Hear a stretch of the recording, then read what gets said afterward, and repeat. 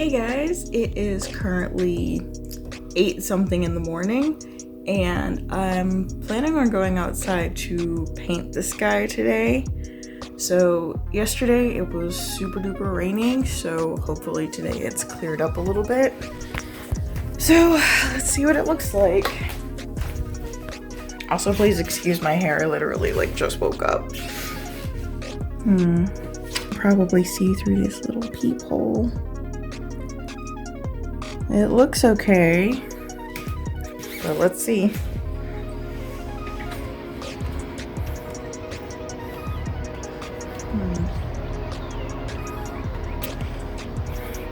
So, still a little gray and misty. So I guess we're gonna go ahead and get started on our second sculpture today. Also, one of my sandals was missing. Hopefully it didn't get rained away. Well, here we are. So, guess this will be the fourth prompt for our March of Robots series, which means that since it is the last week, this will be our last March of Robots video. Overall, I guess I had fun doing this series. Again, I'm not really into mecha type art, and I will be mechanizing the Hydra with the paint job. I didn't add any extra plate hardware or anything to it, but I figured I should still stay true to the prompt, and I will rectify that when I do the painting. But for now, let's go ahead and roll today's final monster and final color palette, and then go ahead and get started with the sculpt. So of course we're going to be using, sorry, my AC just turned on. Of course we're going to be using the Draw It app to generate our fantasy creature. So for today's monster, we are going to be doing the Kraken. So a little disclaimer, I actually did know that I was going to be doing the Kraken today, so I bought some extra accessories for today's sculpt. But yeah, let's go ahead and generate our color palette now too.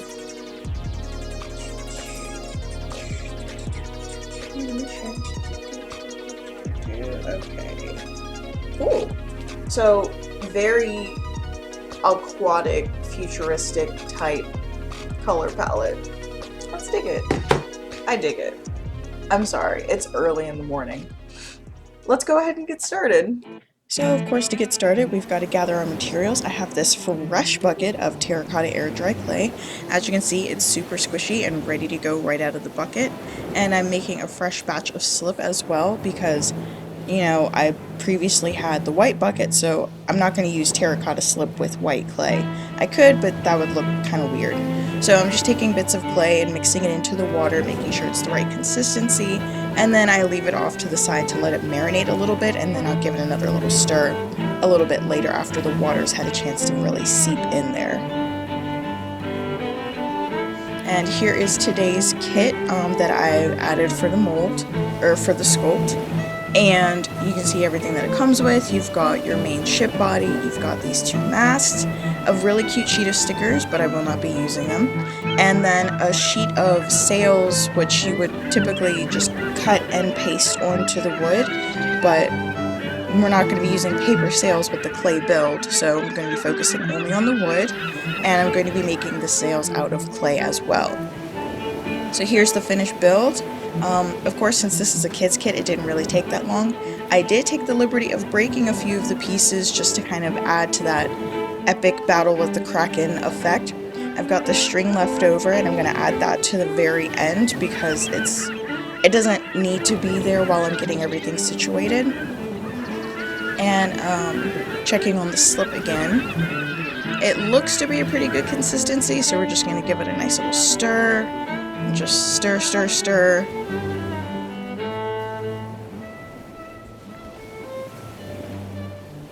Alright, so I'm figuring out how far up I want this to incline and bulking out just these balls of aluminum foil to do that. So I take one that's a little bit flatter, and then I put a ball underneath of it, and once I've got it at an incline that I like, I'm going to work on the next part of the build, which is going to be the Kraken itself. So I take another large ball of clay and shape it into this kind of onigiri type shape. Because typically, I mean, a kraken's a giant squid and they have these long triangular heads. So to keep everything together, I'm wrapping my incline with another sheet of aluminum foil. And again, that just really helps everything stay together when I have to build up the rest of the clay around it. And now we're gonna cut our tentacles out of this handy dandy clothing line. I do end up having to put a glove on to cut these because that clothing line is thick and it's kind of difficult to cut. But we have our 5 longer legs and our 3 shorter legs, and this is just to give it some variation because if I have all of the legs the same length, it would get a little chaotic and not in a good way.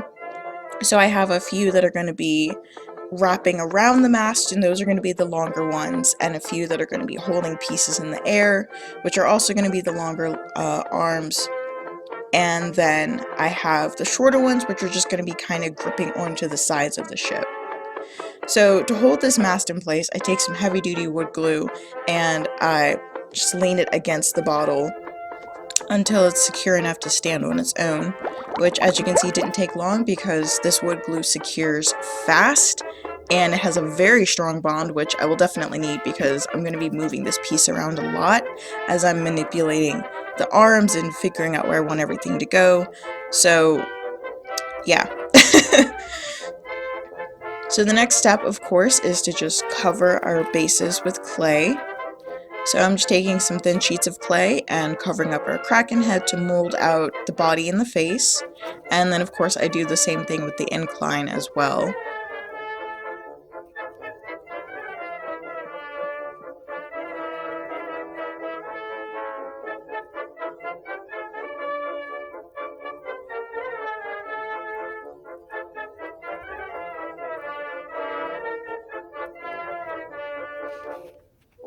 Once I've got it in a place where I like it, I take another little disc of clay and I score the bottom with my palette knife.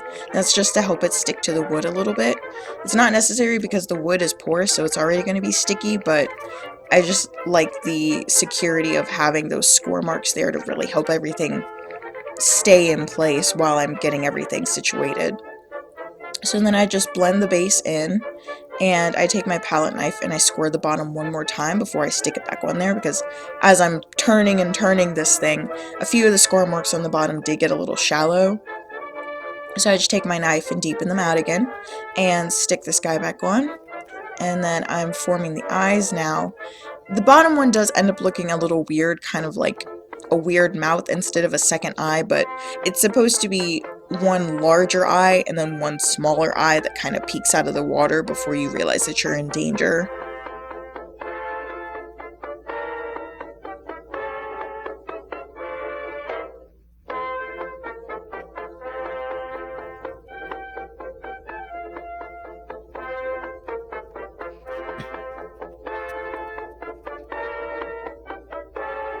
I end up giving this squid more octopus type pupils, which are these weird squiggly almost goat-like pupils. I just thought it would look more interesting than a, I don't know, like a dragon's eye. As you can see, I do kind of mold out the bottom to look like that, but the top still has that little divot in it.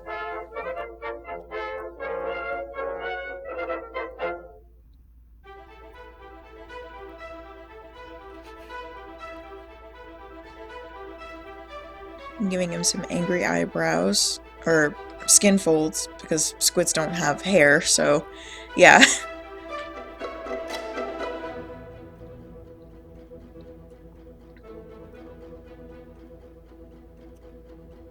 Smoothing everything out with the little bit of water that I've got off screen there. And then really trying to emphasize that this is a second eye and not a mouth by making that lower lid come up a little bit, like he's really not happy about this boat being in his waters. So now we're just covering up the incline. And now I'm just making sure everything's placed exactly where I want it to be before I get too deep into the details. I do start on some waves around the base of the kraken, but then realize that I haven't quite finished off the face, so I have to kind of rip him up and disregard that little bit of detailing that I was starting on.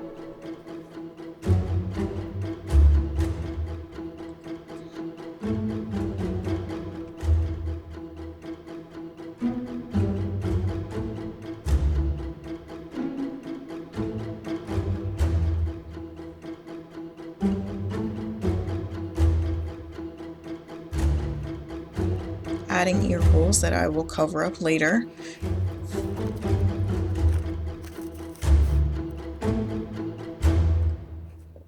I'm deciding if I like it with the more dramatic angle better, but then once I see it from the other side, I realize that it's not as balanced as it needs to be. For now, I'm just finishing up this first set of waves around the kraken, and I do go back in after this set has dried a little bit and crunch them in a little bit more and give them a lot more detail than they initially have. Like, these ones look okay, but they do look very, I don't want to say beginner friendly, but they are easier to make than the waves that I do end up making later. So all I'm doing is taking small sheets of clay and pinching the edges like I did with the Hydra's fins, and just kind of ruffling together all the edges and kind of ripping a little bit as I go. It kind of ends up with a lettucey type texture, but after everything's set, again, you can really get in there and smash them up a little bit more and really make it look like choppy waters.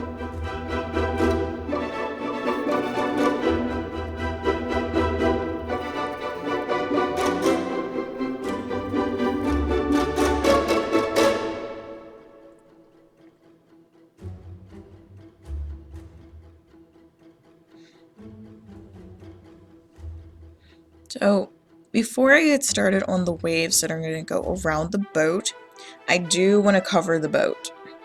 So I take my sponge, which as you can see has been sitting in some dirty clay water, and I rub the boat down, and this not only gives it a nice stain to make everything look unified, but it softens the wood to help the clay stick to it a little bit better.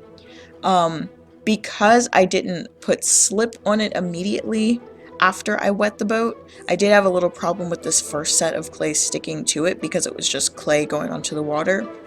And I try to blend everything in with a little bit of slip, but then I later find out that the way that I probably should have started doing this before I covered almost half of this boat was to paint it with slip and then get some really wet clay and just rub it into the wood, and then cover that with the sheets of clay.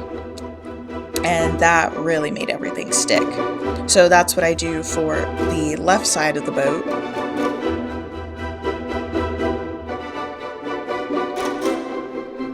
And now that the boat's covered, I'm just covering the entire board with clay, because there is, like I said, a lot of detail that's going to go into this water.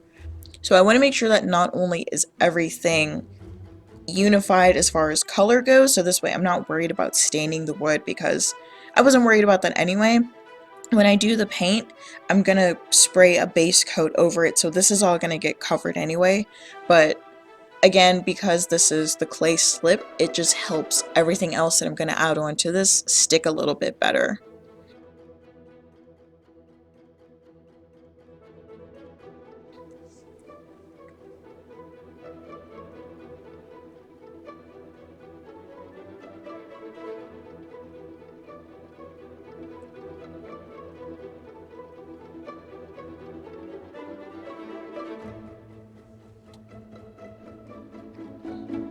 Now I'm just pulling some clay for the wave markers. I don't know if that's like, it's not a technical term.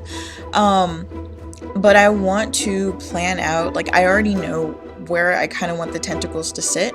So I'm placing these little like splash pools where I know I want the arms to come up and reach around. I do have to adjust things a little bit because when it's wire versus when it's aluminum foil, of course there's going to be a size difference, so I have to adjust for the size difference once the tentacles are all covered. But for now, I'm just giving myself a general layout of where I know I want things to be before I get started on all of this wave detail that's going to be going on the ship. So again, I'm just taking these thin sheets of clay and just really pinching the top to make sure that the top is nice and flexible, and I can just kind of bend things and make it look like crashing waves as I work, and working from the inside to the outside and creating these nice little gaps in between so I can stick some smaller waves in between, and just really working with how I want this to go, because water is wild, and so the placement of this isn't super intentional. I'm just working with things until it looks good, or at least till I think it looks good. So now you can see a little bit more of what I'm doing here.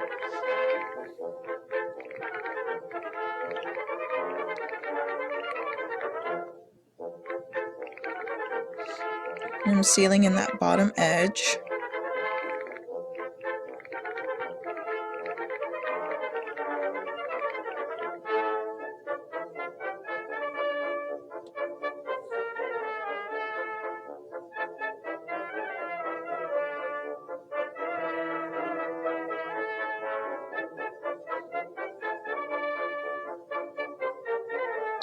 You can definitely see where it's coming along at this point, but it still needs a little bit of work to look to the level of execution that I personally know that I can achieve and what I want it to look like in the end. Like, there's nothing wrong with the way it looks if this was my absolute first sculpt and I had no idea what I was doing. But I want this to look like a pro did it, because I've been doing art for over 10 years and I want the quality of my work to back that statement up. So I really put the time in to make sure that this looks like really good choppy water.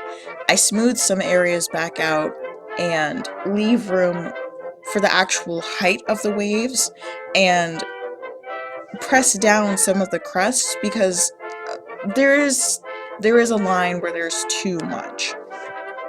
So I'm pulling it up now, and you can see here where I've left off a section of the waves, so you can actually see where the water is coming up around the boat, and it's not just all covered in these frills. So now that that's done, we're going to work on the other side, and I'm going to bring you guys in for a few close-ups.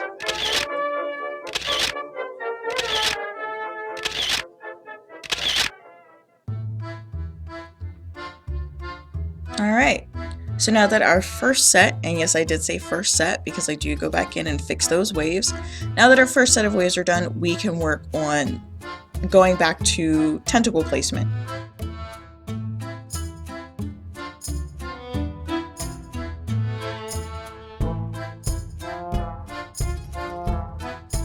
Going back and deciding that I don't want all of these spots to be waves per se, because as I'm filling in these areas, I can quickly see that I am losing space on this board. So I take two of my little planning sections, if you want to call them that, and I decide to turn them into more so like ripples than crashing waves, because in my mind a few of these tentacles have come up before. Sorry, a few of these arms. You guys probably don't care. I'm going to use them interchangeably, even though that's not zoologically correct. But deciding that a few of these arms have been sitting above the water for some time now, like the first few that came out, the water around them has settled a little bit more. Maybe there's still a little bit of activity, some ripples there, because the arms are still moving, but they're not crashing out of the sea like these other little wave spots are. So I have one that's going to be for a smaller tentacle, and then I have one that's going to be for the larger tentacle that's going to be holding the top of that broken mast. And so because that was the first one that came out, that one's definitely just going to be sitting in kind of a ripple, a little bit of activity around it in the end, but mainly just leaving it like this so that I have room to place all of my details and all of my arms without things running too much into each other. Now I'm just readjusting where I've put everything and making sure that everything still fits.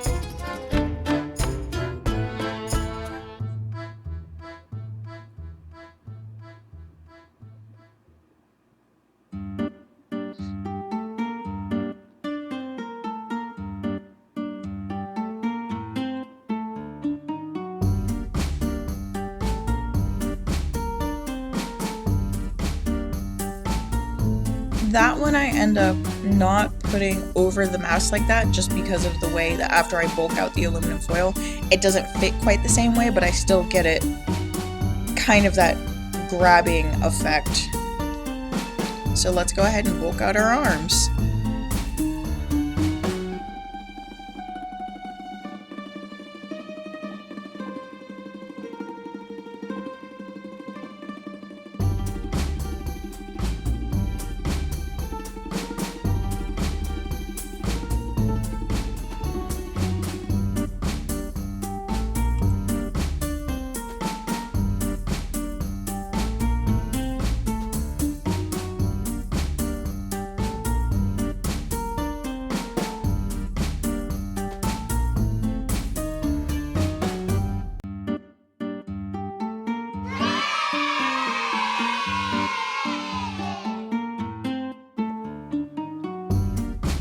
So now that the arms are all in place, we're going to cover them with clay.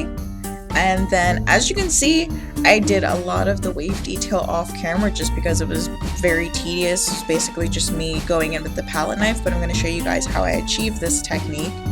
And it doesn't matter which one you take. I'm taking my smaller one because I want to get in there and get really fine details. But you just kind of have to go in and make sure you have enough clay to do this, because when you're just wrapping it with thin sheets, it's easy enough to cut into exactly where the aluminum foil is. So I take a little extra, bulk it out, and then I'm just blending this into the water, cutting in, going with some downward pressure, and taking the back of the palette knife and smoothing it upward. It's kind of easier said than done, but it's also kind of easy to do. Like, you just have to have a feel for where things are moving. And once you do it a few times, like, as you can see, I've probably put about an hour's worth of wave work into this thing at this point. But here is the finished waves. You can see the areas where it's been smooth and the areas where it's been chipped out. So it just creates a really nice wave effect.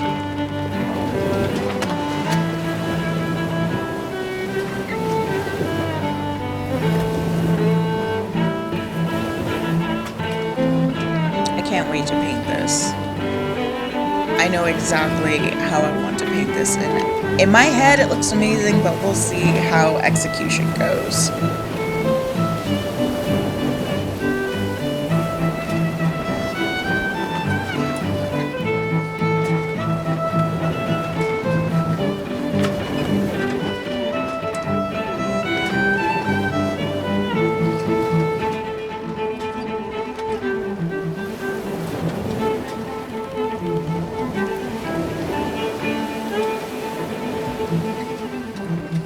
Alright, so now that all the waves are done, we're getting into the last stages of this sculpt, which is making the sails.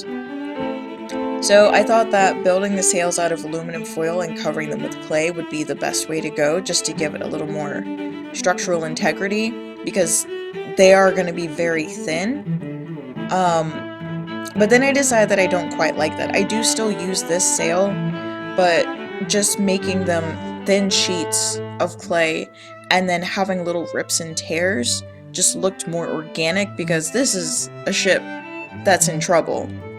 So if the clay rips a little bit, if there's holes in it, that's exactly what I want. And that's what I get when I use just the clay, because with the aluminum foil, as you can see, I have to tear it and it looks a little jagged and not quite an organic fashion. It still looks okay, but it doesn't look as good as the one that's just a flat sheet of clay that's been wiggled and ripped a little bit. In my opinion, anyway. So now I'm taking another one and turning it into a rough square. As you can see, the edges have just kind of pinched off by themselves. I'm just taking a little bit of this clay to make sure that it stays on the wood, because again, the wood it's porous, but it's not the most secure structure for just raw clay. So I take a little bit of that slip, and you can see where the holes are and where the edges are just nice and jagged, and that's exactly the look I'm going for.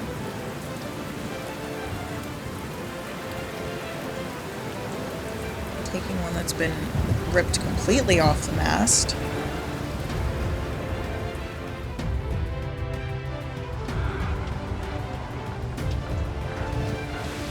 And now I am, after the sails have been finished, making the actual tentacles.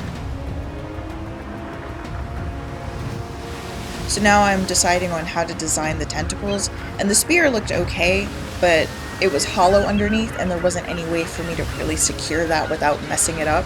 So I go for this kind of almond shape, kind of like what I did with the Hydra head.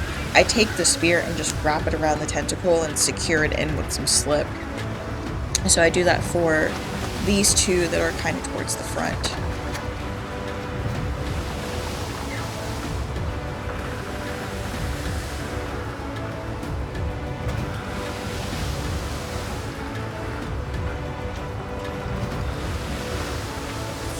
I didn't add any kind of suckers or fangs to it because I literally just didn't have the space to do that without messing it up. But here is our finished sculpt. I hope you guys enjoyed today's video. Thank you for sticking around if you made it to this point.